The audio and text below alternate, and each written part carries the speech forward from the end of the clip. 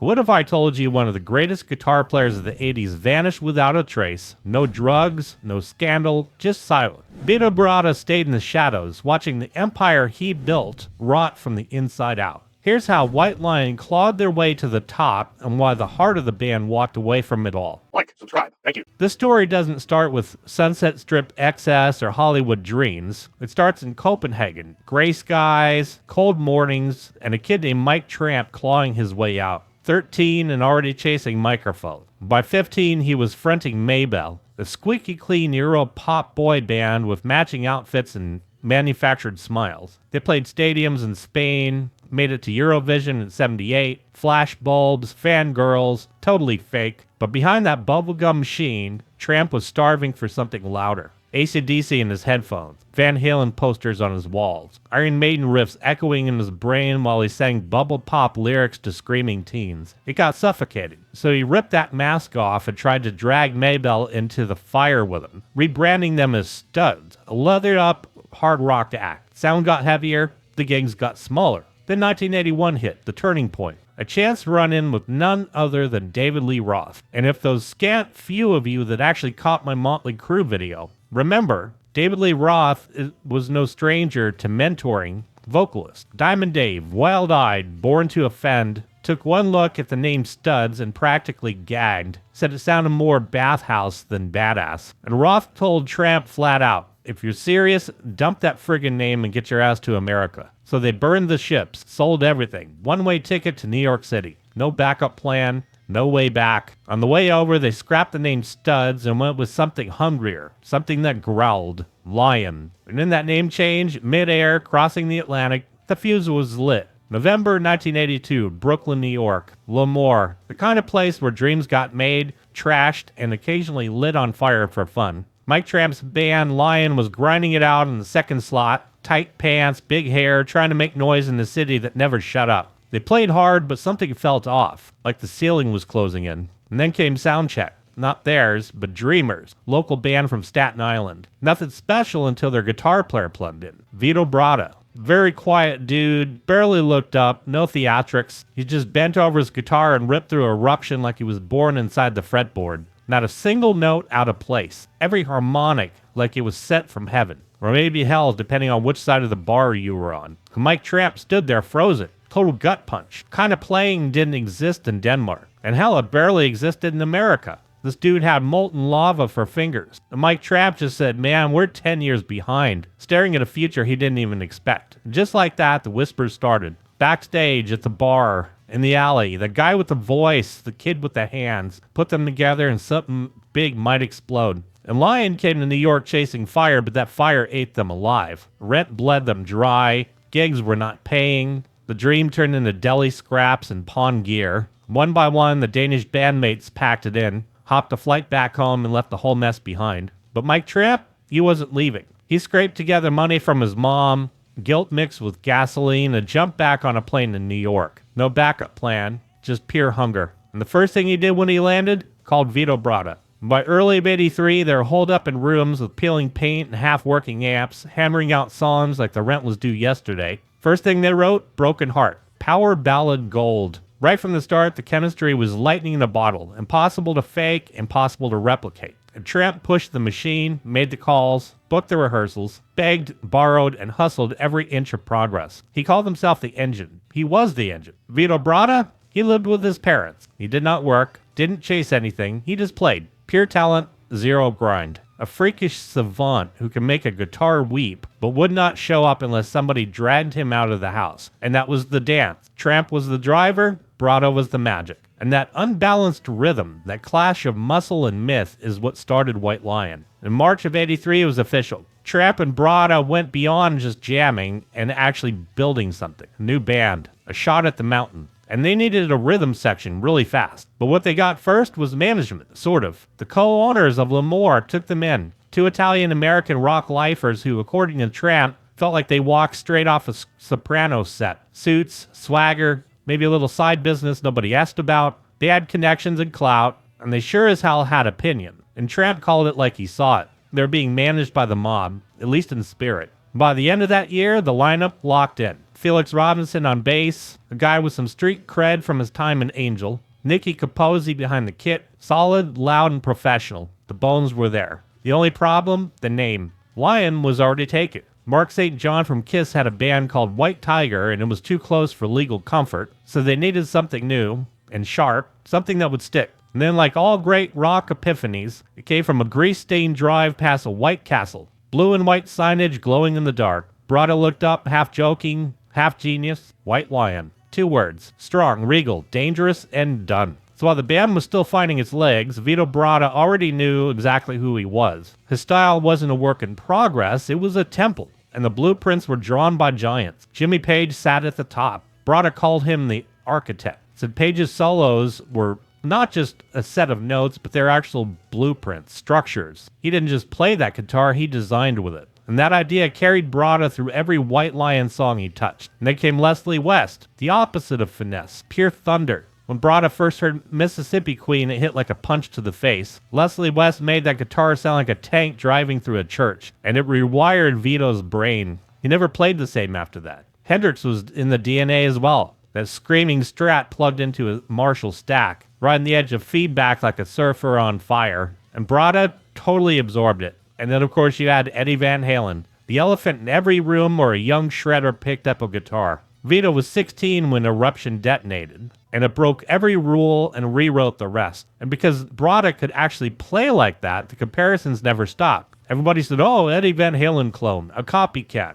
But Bratta knew better. His sound was his, built on the greats but not chained to them. And still the whispers stuck until one day he heard that Eddie Van Halen himself had listened and called it totally original. He said the kid had it. Vito Bratta actually broke down and just bawled his eyes out when he found out. Because that's the kind of thing that cuts deeper than any solo ever could. So 1984 looked like the breakthrough. White Lion signed with Elektra, a real label. Big money, big machines, and big expectations. The kind of deal that makes you think you made it. They got flown out to Germany to cut their debut, Fight to Survive. They had new passports, studio time, dreams stretching out in front of them just like a red carpet. And then came a smack upon the back of the head. Elektra heard the finished album and shrugged, called it a poor man's Motley Crue, said it sounded like a half-baked Dawkins knockoff. No spark or edge, no deal. Just like that, they canned the band, dropped them cold, and the album shelved. But here's the twist. They still got to keep the $200,000 advance. No album or tour, but $200,000 in their pocket. Definitely a silver lining in the wreckage of the deal.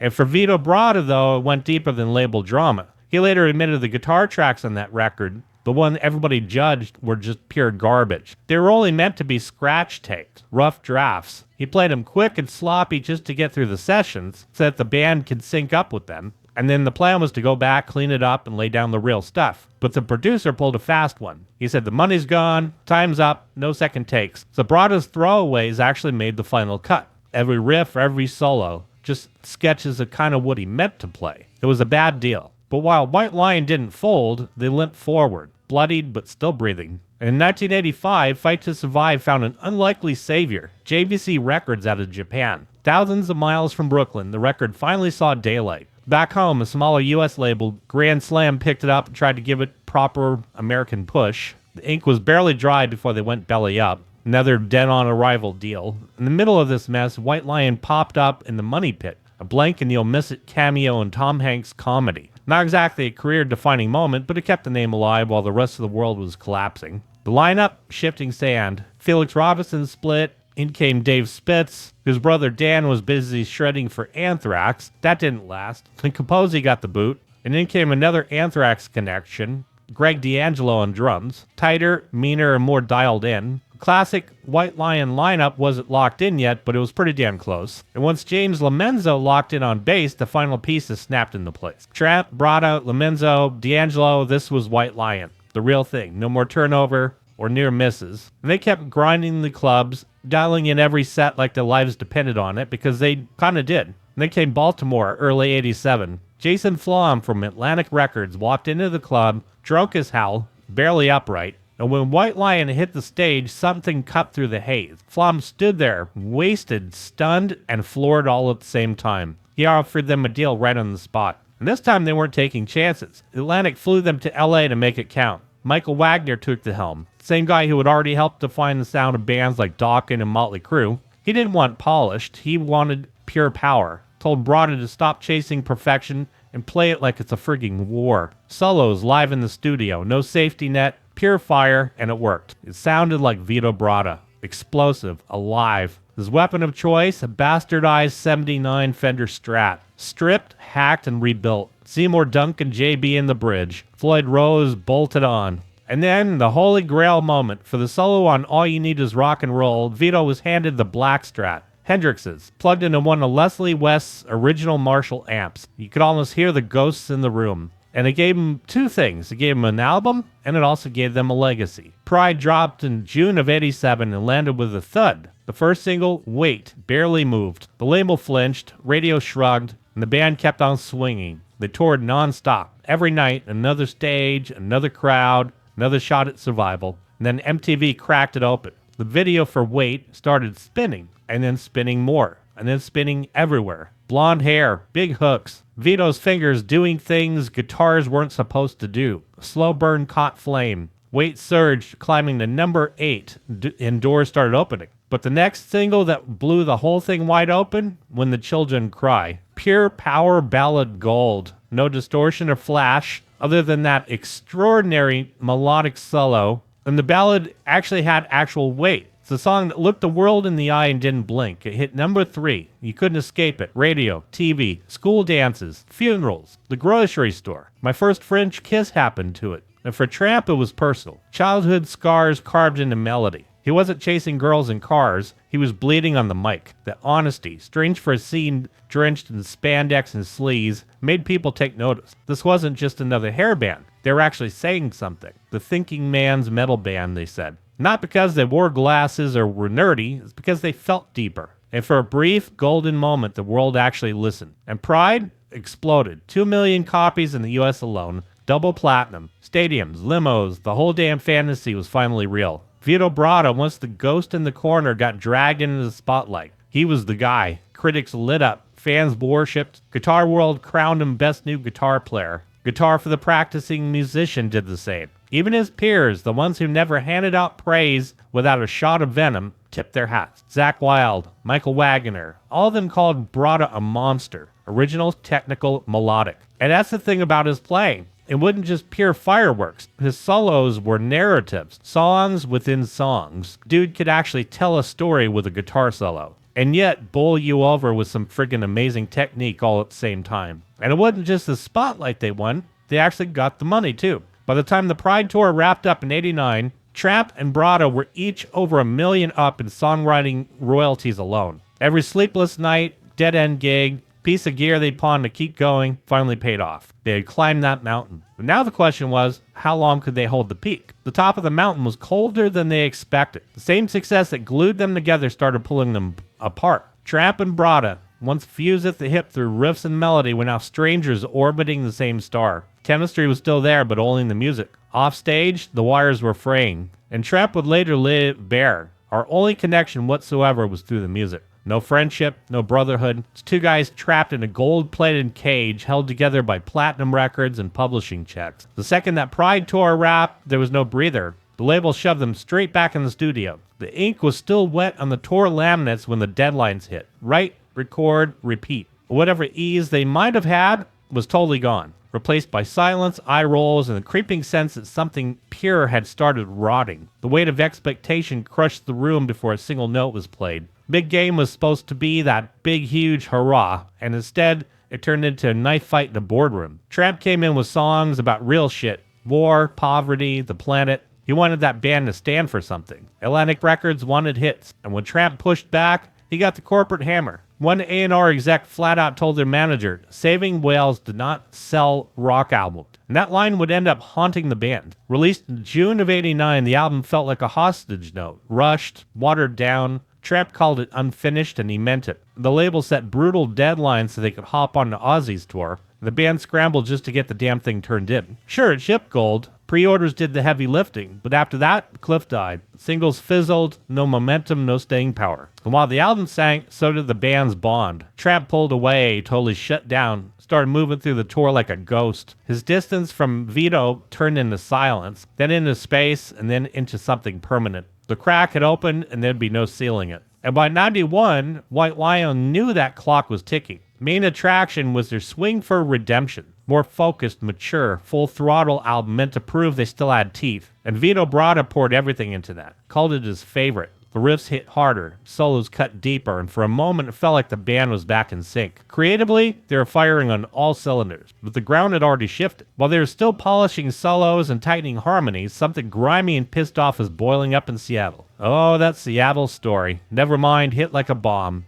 Nirvana just came in and torched the landscape, along with their buddies Pearl Jam and Soundgarden. And suddenly, hairspray and precision meant nothing. Raw emotion was now the new currency, and White Lion didn't trade in that market. MTV, once their lifeline, flipped the script overnight. Out with the power ballads and glam metal anthems, in came flannel, fuzz, and existential dread. White Lion became unfashionable and invisible. Too late, too glossy, too much yesterday. The wave they rode in on had crashed, and that tide was pulling them out to sea. And by the summer of 91, the cracks turned into canyons. Money fights that had simmered for years finally detonated. James Lomenzo and Greg D'Angelo, the engine room of White Lion, totally walked out. And Tramp would later admit that letting them go was a mistake, but the damage was already done. Replacements were slapped together. Tommy T-Bone Cardona on bass, Jimmy DeGrasso on drums. Good players, professional, but it was patchwork. Spirit was gone. Crowds were getting smaller, rooms are getting darker, and the tour felt like a funeral procession in slow motion. Atlantic Records? Absent. No label reps, no support, no illusion. The band was on its own. And then came that final punch, a backstage run-in with Doug Morris, Atlantic's top dog. Gave him a handshake, a little small talk, zero interest. He had already moved on to new bands and new faces. Tramp felt that coldness coming from him. It was over, even if nobody had said it yet. And they lived to the end. Boston, September 1991. Last show, no fireworks, just a quiet backstage moment. Tramp turned to Bratta and said it straight. It's over. No pushback or denial. And Bratta just went, okay. A year later, Atlantic dropped the best of White Lion. No fanfare or tour, just a gravestone and shrink wrap. Final quiet goodbye to a band that once roared. When White Lion died, Vito didn't rage or pivot or choose a solo deal. He instead vanished. One of the most gifted guitar players of his generation. Due to melted faces on MTV and outplayed half the scene blindfolded, just disappeared. No farewell tour or press release, no comeback tease. And for years, that silence grew louder. Rumors filled the void. Some said he'd gone full hermit mode. Others claim he lost his fire, burned out in an industry that chewed up too many like him. Maybe he'd gone crazy. Maybe he just didn't care anymore. But eventually, pieces of the truth leaked out. And it wasn't fame or failure or ego that drove him. It was life, real life, family duty, personal tragedy, and a deep, creeping disillusionment with the circus that he once dominated. It wasn't that Vito Bratta stopped playing guitar. It's that for reasons only he could fully understand, he stopped sharing it. I know that feeling. Can relate. But the myth always made it sound like Vito Bratta ghosted the world out of ego or mystery. But the real story, it was heavier, way more human. First came the family. When his dad got sick, Bratta dropped everything. Career, music, spotlight, and became a full-time caregiver. 5 years. No tours or records, just hospitals, home care, and day after day of being the one person who showed up. And after his dad passed, he stayed on Staten Island taking care of his mom and another relative. Still does to this day.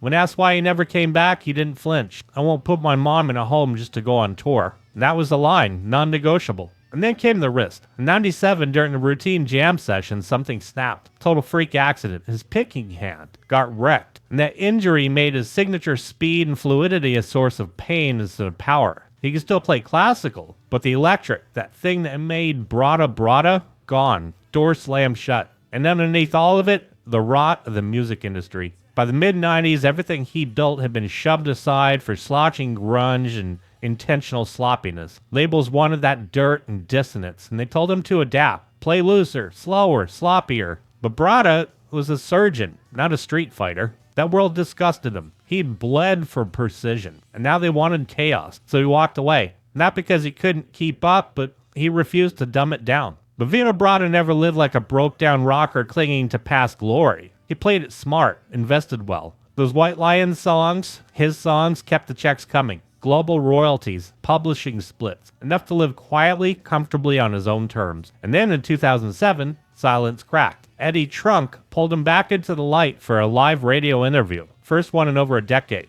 No gimmicks or comeback hype. Props to Eddie Trunk for that. Just pure Vito Bratta, explaining the truth, why he left, why he stayed and gone. No mystery or spin, just the facts delivered like a man who finally stopped running. And he made a few rare appearances after that. Well, more reunion shows, a nod to where it all started. Even back Cheap Trick a couple times, singing harmonies in the shadows. There was talk of a classical album, something new, but fate took another swipe. His fingernails too brittle to handle the playing style. That dream fell apart before it could even take shape. But the story isn't finished. Lately, Bratta's been talking. He says he relearned all of his old solos, all of them. Says he can now play for hours, wrist pain managed, and that fire still intact. Might be just a whisper for now, but it sounds a lot like possibly the beginning of something. Hopefully so. Mike Tramp never hit the brakes. The moment White Lion flatlined, he kept the motor running. First with a Freak of Nature, alt-rock grit, heavier, darker, going for that new sound. And then starting in 98, he went full solo, album after album. No nostalgia act, just a guy who refused to quit. But the White Lion name, he couldn't let it go. In 99, he started reviving it. New band, same banner. Remembering White Lion, Return of the Pride. Records that tried to capture the old spirit, even without the ghost of Vito Bratta. But Bratta wasn't just a memory. He still held legal rights, half of the name and the catalog. So the battle shifted to courtroom. For years it went back and forth. Letters, lawsuits, technicalities. Bratta wasn't touring, but he wasn't giving up the brand either. And in 2010, Tramp finally waved the white flag, settled out of court, gave up official claim to the name, said it plain, I don't want to spend the rest of my life and money on lawyers. And the songs, well, they never stopped. He kept touring. Mike Tramp's White Lion, songs of White Lion, whatever loophole he could fit through, because the music just meant too much. And through all of it, the courtroom tension, decades of silence, Tramp's tone never changed. He said it again and again. He's proud of what they built, proud of the records, and somewhere under the weight of all the years and missed chances, he still calls Bratta his brother, even if the phone never rings. White Lion didn't last forever, but in that short window, they roared. Loud, bright, totally unforgettable. The kind of band that does not fade out. They echo. To my subscribers, thank you for being awesome. If you have not had a chance to subscribe yet, break out your claws and give a really solid swipe to that subscribe button. Then reach over and slash the like button as well. Join the family, and I want to thank you so much for watching.